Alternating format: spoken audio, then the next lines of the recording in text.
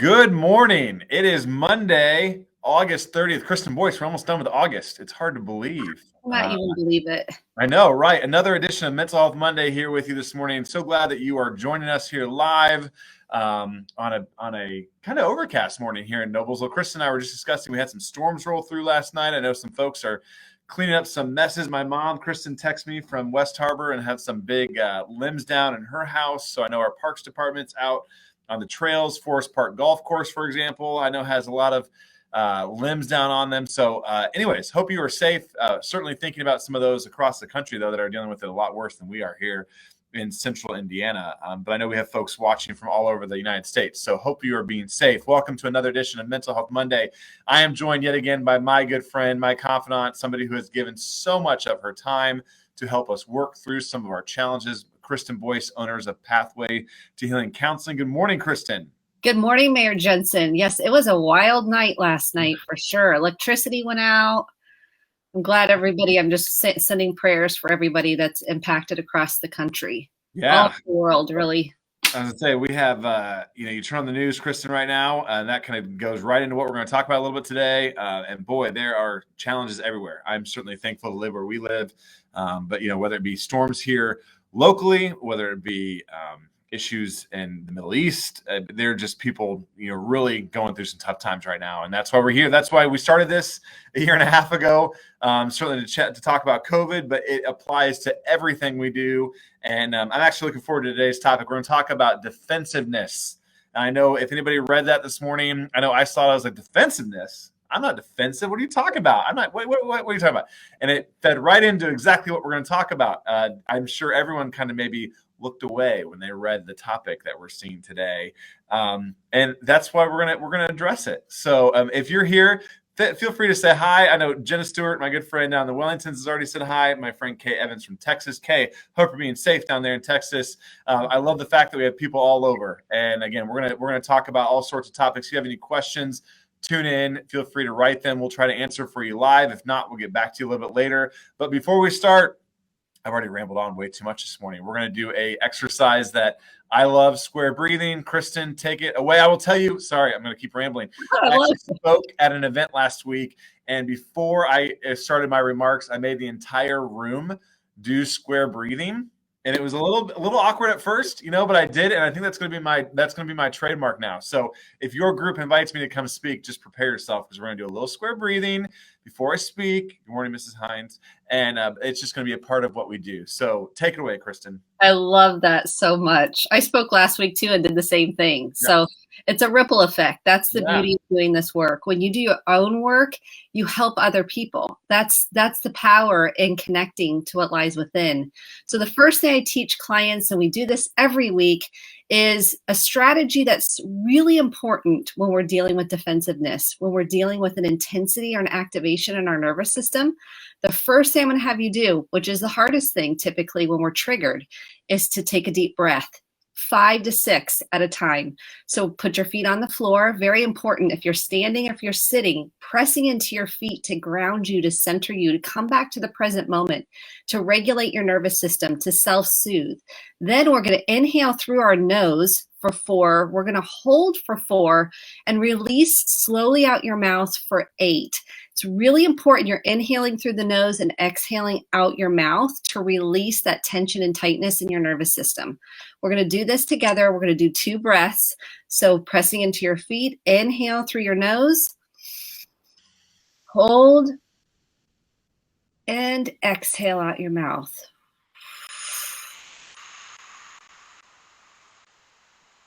I'm going to do one more together, dropping those shoulders down, relaxing on that out breath.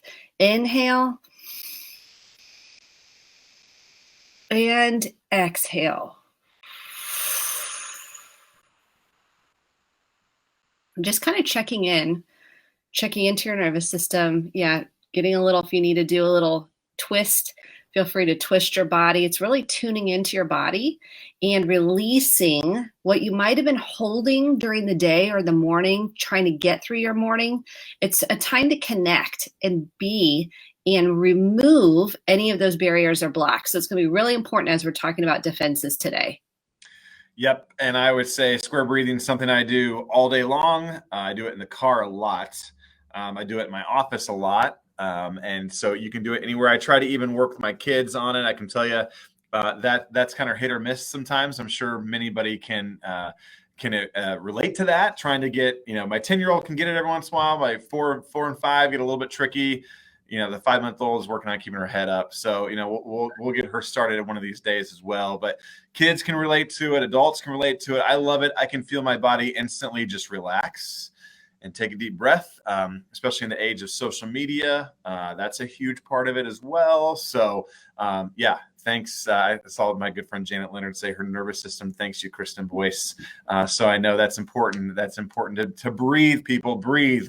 So let's talk about defensiveness. Again, I alluded on the outset, there's a lot going on, and I don't have to tell you whether it be masks in school, whether it be storms last night in your hometown or hurricanes across the country. We see our folks, our military and what they're dealing with in Afghanistan right now. That may seem like something here and now, but that's really an issue we've been dealing with for 20 years. And so you may know somebody who was over in Afghanistan and have emotions around it. So there's just a lot swirling around, whether it be at home, abroad, in your own family, you name it. There's a lot going on. Defensiveness is something we see a lot in our society. I know in conversations, and I'm just as guilty as charged when it comes to defensiveness, and how we get defensive when people ask me questions about things going on in Noblesville that I believe in. I instantly default to defensiveness. I want to go on the defense and tell you why we did something or defend why we made a decision. That certainly is probably not helpful to the conversation. So Kristen, tell us, first of all, what does defensiveness look like? And then we'll get into the conversation around how we work through it. First thing I want to say is we all have defenses. We develop these as children as a way to connect, belong, and survive. We don't want to make them right or wrong, or we're going to get it stuck in shame. Shame says I'm not good enough. Something's wrong with me. I'm defective. We all have defense mechanisms. And what defense mechanisms primarily do is they're trying to protect us from discomfort, hurt, blame, shame, and judgment. So we want to protect ourselves from getting hurt or rejected or abandoned. And so we develop these defense mechanisms as a way to survive. And it's really important we're defining this, because defense mechanisms also can get us into right, wrong, good, bad, all, nothing, very polarized thinking, because again, we want to protect ourselves from being shamed, rejected, abandoned, blamed, judged. It hurts. So we're trying to protect us from our hurt and our discomfort. It's very important we're highlighting that. So we say, okay, what are some defense mechanisms? I could list at least 100. I'm going to focus on the ones that I primarily see. And again, nobody gets out of this category for free. We all have them. I have them. I mean, you said you have them, we all have them. So they're developed very early in childhood as a way, again, to try to gain some worth, value, belonging, lovability, acceptance. Maybe it's a survival mechanism as you're trying to protect yourself from trauma or abuse. And so let's list some of those. Some of those are pretty benign. They seem not real. You wouldn't probably label them as a defense. And then some seem pretty intense. Defense mechanisms typically come online when we're triggered. There's an activation in your nervous system. You have an intense response inside. You feel hurt. You feel judged. You feel blamed. And so let's name some of those. So for example, sometimes I'll see clients telling me something that is super painful, that is covering up grief. It's covering up sadness. It's covering up fear. It's covering up those core emotions we've been talking about this whole time, to try to move away from it because it's almost too painful. And so they'll smile. They're almost telling me something and they're smiling, but underneath it, they're hiding, they're masking the pain. They're masking the sadness and grief. So smiling is one. Maybe you make a joke when someone says something uncomfortable and you kind of use sarcasm. And there's a place for jokes. There's a place for humor. Sometimes you have to be aware, are you using humor to deflect, to protect, to not process those emotions that need attention, they need nurturing. So in childhood, oftentimes we didn't get that processing time. And so we build up these defense mechanisms. Maybe it's perfectionism. Maybe it's workaholism. Maybe you don't make eye contact because it feels too intimate. It feels too intense. We can use alcohol. We can use shopping. We can use social media. We can get angry. We can have rage. Those are defending, having to be right. Maybe you're caretaking. Caretaking is a big defense. Maybe you're not sharing anything and you're shut down and you're really pulled back and almost quiet as a form of a shield trying to protect yourself. I kind of made a list. Worrying is one where we're just running on a loop. We're not really processing the emotions. We're just processing the thoughts. We're not even processing the thoughts. We're just on a wheel going over and over and over the same thought because we're not processing the core emotion, which might be fear. It might be sadness. It might be disgust. And really trying to fix other people. So that's a defense. So some people might try to get so fixated on changing somebody else because it's too painful to acknowledge their own emotions. And one of the number one things that I see as a defense is denial. We're denying reality. We want to live in a non-reality. We deny what's really going on. Maybe someone's got an addiction problem and we feel so powerless over it that we even deny it's happening. We see this a lot in family systems. Denial is a powerful defense, a hard one to break, and one of the most powerful ways to change generational patterns. And so denial is one that can be hard to almost spot in your own life because you want to live in this kind of altered reality. And that's how we lived as children. We didn't know any better. So we didn't know that this is an issue perhaps, or we did, but everybody else seems to deny it. So then I feel crazy. Like, why am I the one saying, hey, there's an issue here when everyone else is like, there's no issue? Gaslighting, if you've heard that before, where someone is basically making the issue about somebody else. And so the person begins to self-doubt and question themselves. Some of the other ones are racism can be a defense. Judgment is a big defense because we're not processing our own emotions underneath these. It's really important that you understand that defenses don't make you bad.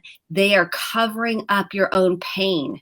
It's unprocessed pain. That's why it's so important to connect to our core emotions. And what are the core emotions? We're going to go over these again. So anger can be a secondary. It can be a cover-up. So it can be a defense if we're really intense about something. Typically, anger is going to be an invitation for us to look at what's going on. Fear. Right now, I'm seeing a lot of fear. Understandable. Grief. We don't want to, and sadness. This is one we defended against a lot because we weren't allowed to feel that as children.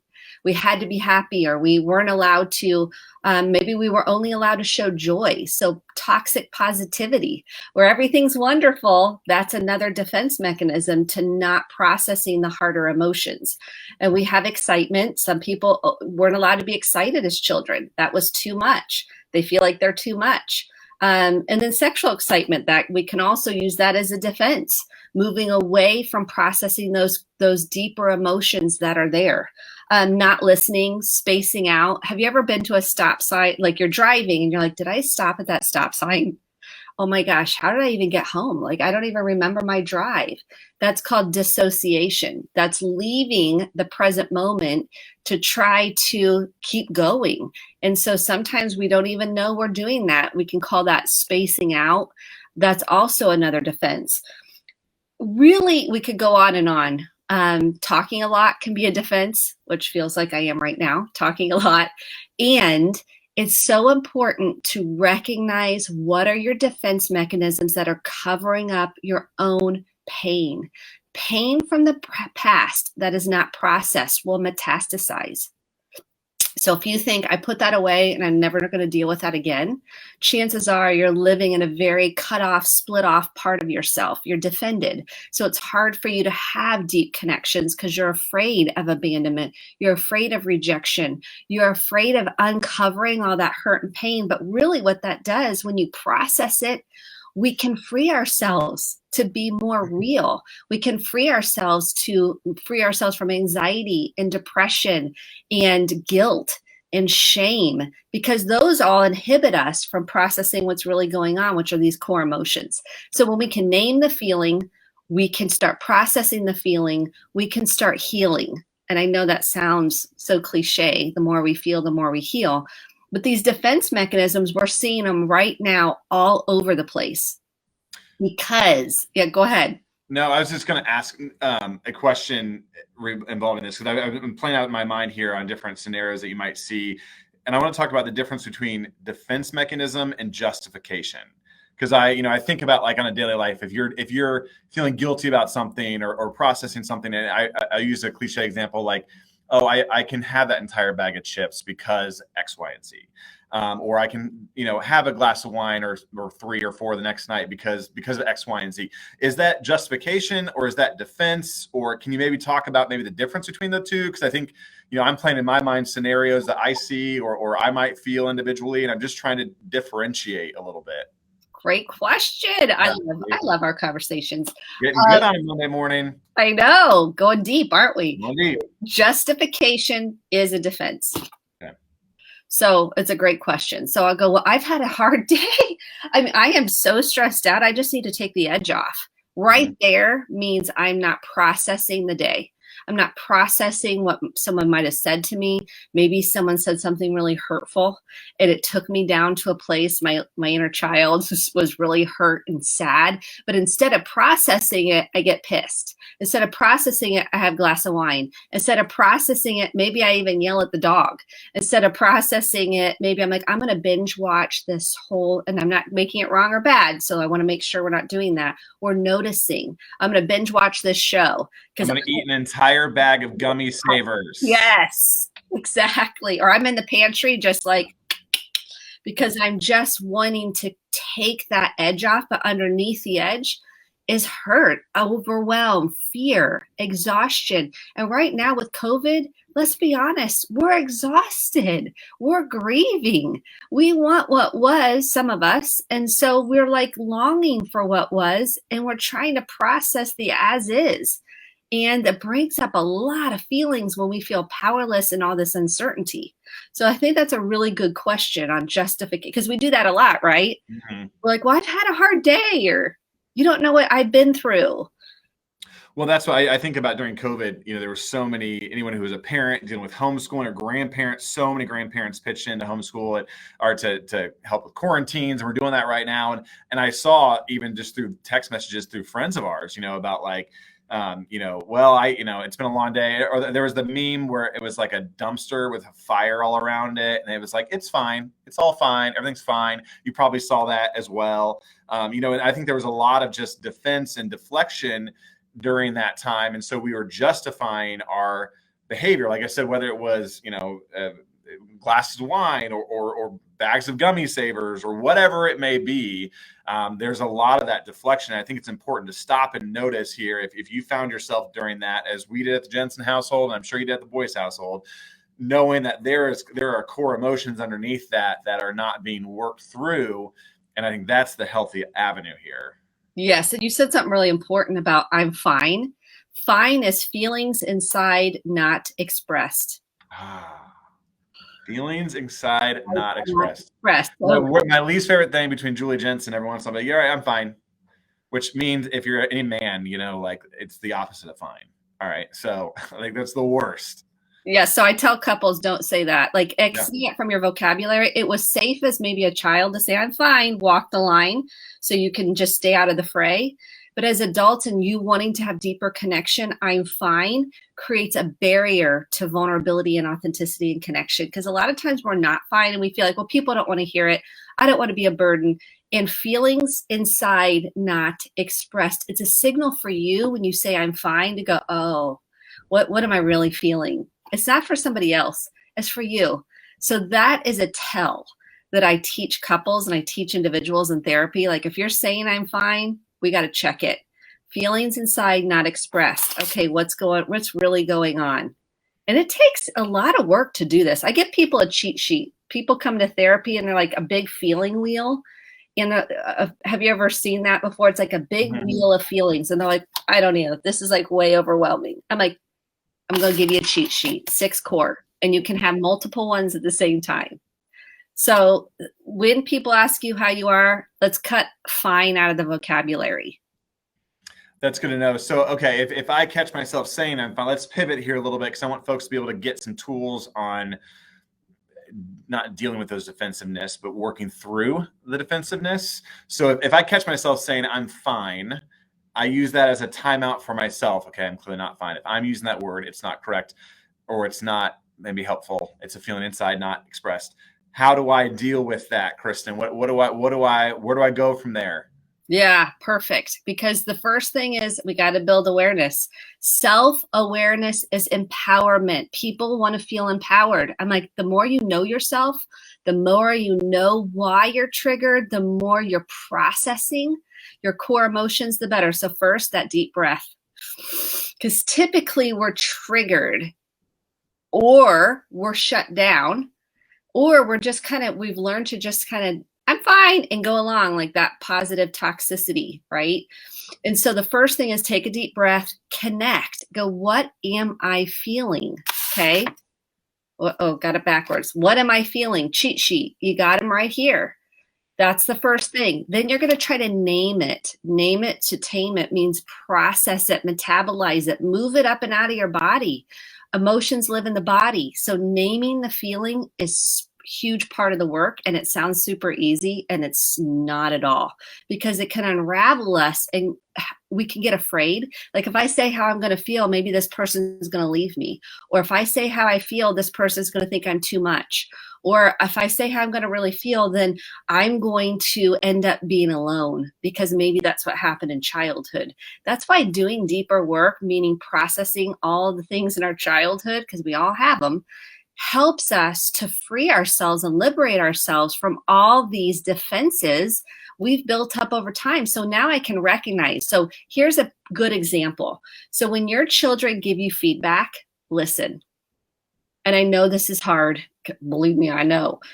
When children give you feedback, because I want my kids to tell me how they really feel.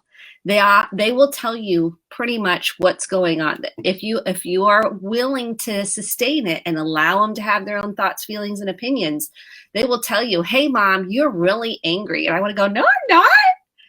Immediately, I want to get defensive. Like, you're the angry one. Look at you. You're all dysregulated. I want to immediately focus on what they're doing in their behavior instead of me taking a deep breath, noticing I got defensive and activated pretty quickly. Or let's say this is your partner. It doesn't matter. Insert whomever. Take a deep breath, metabolize, like process that feeling you have inside. Okay, I feel fear that now she thinks I'm a terrible mom. I've now made up a story about how I'm a terrible mom and she thinks I'm mad and I've gone down a rabbit trail. Instead, what I want you to do is take a deep breath. This is practice. Trust me, I don't do this well all the time. Take a deep breath and I want to go, thank you for sharing that. I can see how you felt that way. I was getting a little intense, and I can see how that landed for you as anger. Tell me more about that. Yeah, you were really scary. You're like all intense, and why are you so all worked up? I mean, I feel like you're criticizing me. Breathe, because now I want to go, I wasn't criticizing you. I love you. And then I want to get defensive. That is not how we need to respond. I want to go, oh, I can see how that really felt like I was criticizing you. And that probably created a lot of shame, and you felt not good enough. And I am so sorry I did that. Is there more you want to process? What if we did that? What if instead of getting defensive, I was able to kind of metabolize, meaning process what my kids are saying, because this is feedback in our home is all the time. Thank you, Mom, for being a therapist. And so me acknowledging what they're saying without me going back at it with, well, you did this, or no, I'm not, or why do you think that, or getting defensive. And I can feel it in my nervous system, taking a breath and acknowledging what they're saying and letting it land and processing it without it going to shame, because shame says you're a piece of crap. Shame says you're not a good parent. Shame says you're not a good partner. Shame says you think I'm terrible. I mean, we go down the shame story spiral. So in order to metabolize these defenses, we have to be aware of them and own them. Mm-hmm. That's tricky, because I always view when I was a kid, I used to always hit a tennis ball against the garage door with a tennis racket. Yes. And I view defenses like that as like it gets thrown at me by, my kids or whoever, and I instantly bounce back with no, or no, I'm not, or it's a rapid fire response. It's that tennis ball at the garage door type situation. I'm not sure why I thought of that, but I did. I even thought this weekend, my son, my 10-year-old loves to call me a Karen every once in a while. Sorry to Karens out there, but it's a common phrase now. And, what do you mean I'm a Karen? You know what I mean? Like I come right back but I don't even ask the question in a like intentional explain to me way. I do it as a accusatory, like, no, I am not, instead of actually understanding his perspective on why I'm being that way. And usually it's some great 10-year-old because I didn't let him have a sleepover with 17 of his friends or something like that. But, instead of bouncing right back, letting that marinate, I like that word too, sitting in it for a minute, and I always tell our staff here at City Hall, sometimes we got to sit in some of these things, and I thrive on awkward conversations. So I want to sit in it for a little bit. But that's not easy to do. No, it's not. You're a very few that thrive in awkward conversations. We typically avoid. Avoidance is another defense mechanisms.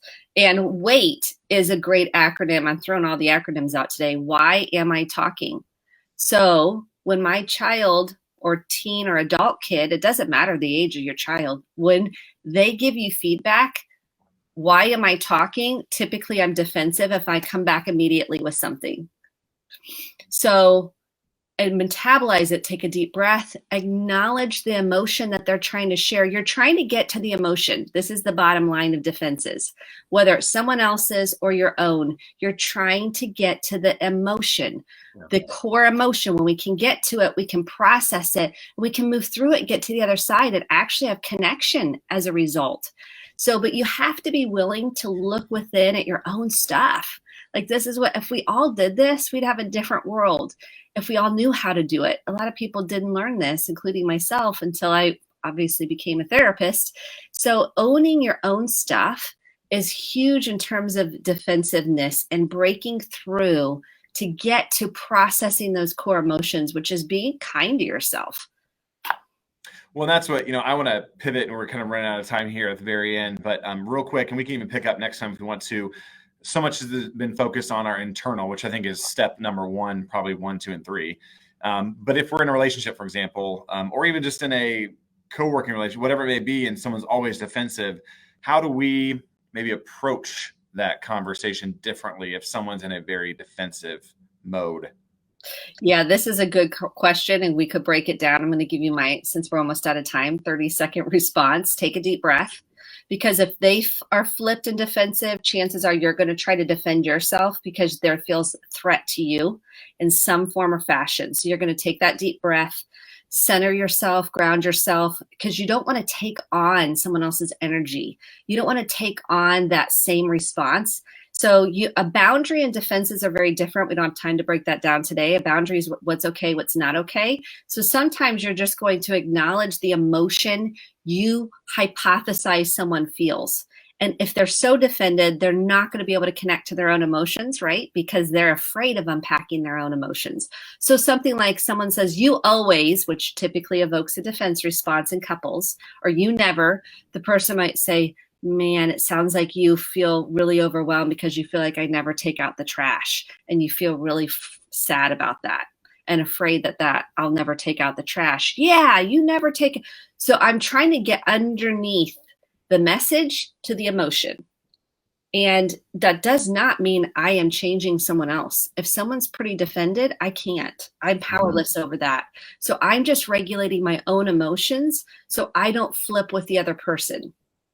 That's good. Well, again, we may pick up with this in a couple of weeks too, because that I feel like is a whole nother conversation on how we deal with maybe others who might be in a more defensive mode right now. So real quick, we have 1 minute left. Kristen, if somebody's clinging to hope right now, they're tuned in, they need some answers right now, they're in a bad spot, where can they turn? First thing I want to say is you please reach out for help. You matter, you're important, and you're loved. And shame tells you such a different story. It tells you you don't matter. Nobody cares about you.